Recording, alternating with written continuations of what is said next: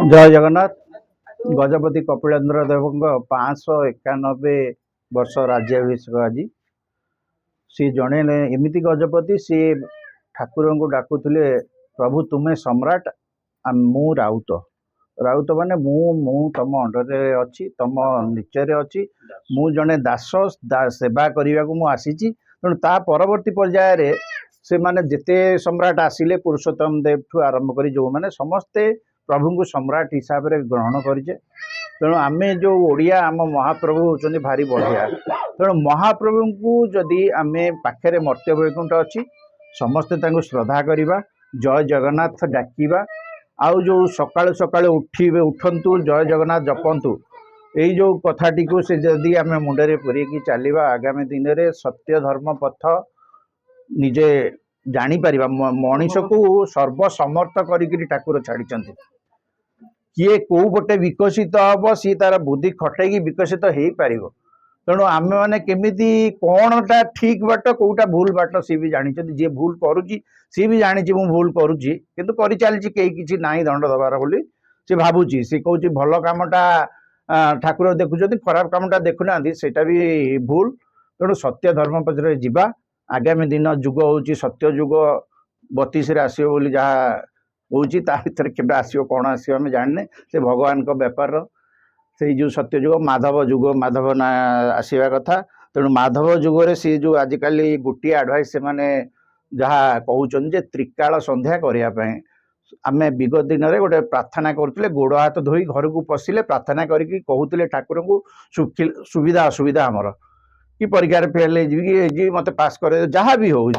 संध्या बेले भी गोड़ हाथ धोईकी घर को पशुले आउ प्रार्थना करते तेणु से ही प्रार्थना को पुणी फेरे आने कार्यक्रम सबू सहस्र नाम पठन जगन्नाथ सहस्र नाम आम आखि आगे देखुचे जगन्नाथ बलभद्र सुभद्रा जगन्नाथ तेणु पूजिबा जगन्नाथ जगन्नाथ जो अच्छी आमर पाही मांग जगन्नाथ जगन्नाथ जगन्नाथ रक्ष मांग ये गोटे से ही उद्धार करवा आ कि उद्धार करार ना बहुत खुशी लगे आज आम यो भागवत टुंगी आसी ये कलु आमर आम ओडिशा सारा जाऊँ जो भागवत टुंगी नुआ नुआ होची सेठी जाऊँ भागवत टुंगीर पुनरुद्धार निहाती आवश्यक कारण विगत दिन में गाँव में जो संध्या 4:30 5टा बेले चाषरू फेरुले पखाल टे खाई बस जाऊे तेणु जिते प्रकार बड़ गंडोल से समाधान होता तेणु एत कोर्ट नाला कि किसी नाला तेणु भागवत टुंगीर पुनरुद्धार निहाती आवश्यक आउ जो आमर कहती जे जगन्नाथ होती खाइबा ये एठी आ गोटे कथा जगन्नाथ सकाल जदि खेचेड़ी खाइबे ता पर खाद्य गोटे आयुर्वेदिक गुण थी हजम हाँपी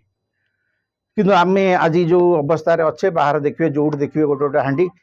से जो जिनस जगन्नाथंकर 56 भोग आपण खातु प्रति खाद्य पर जो सेकेंड खाद्यटार आयुर्वेदिक गुण अच्छी हजम करने को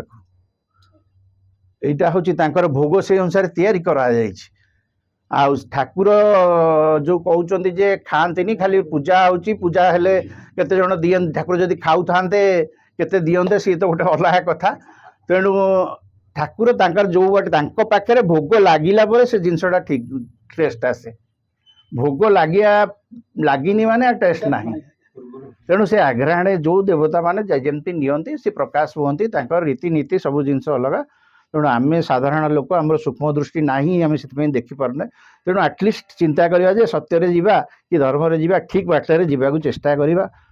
डाकिवा सी जहाँ धन्यवाद जय जगन्नाथ।